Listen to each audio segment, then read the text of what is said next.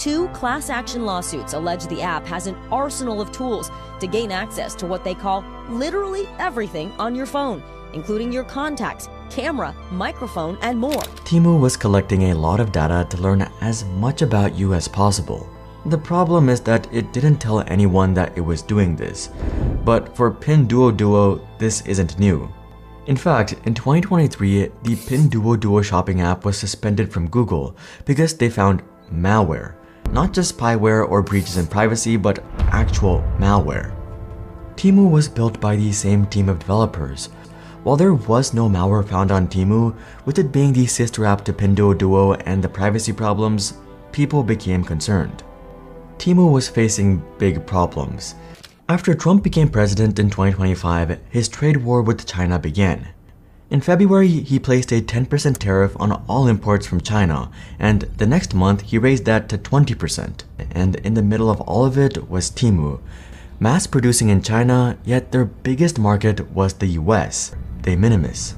As far back as 2023, a brief by the USCC stated that Temu also exploits trade de minimis import exemptions through which firms make shipments to the United States that are below an $800 value and are therefore not subject to import duties. Goods valued below a certain amount can be imported without having to pay duties, taxes, or annoying paperwork. Taken together, similar firms serve as a case study of Chinese e-commerce platforms outmaneuvering regulators to grow a dominant US market presence. It was Temu's entire strategy. That's why Temu was so cheap, zero tax and in particular, zero tariffs. But all that changed with Trump. On April 2nd, President Trump signed an executive order to eliminate this rule for China specifically, and 1 month later, it came into effect. This was very bad for Temu. They were no longer immune to tariffs, which were now as much as 145%. Not only did prices on Temu jump by as much as 25% seemingly overnight, all orders had to go through the much longer shipping process, which would take forever.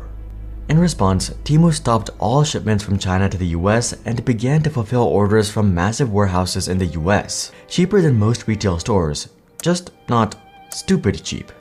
The de minimis change had eroded their biggest competitive advantage. Now, the Temu empire began to crumble. The very week Temu increased its prices, sales dropped by 17%.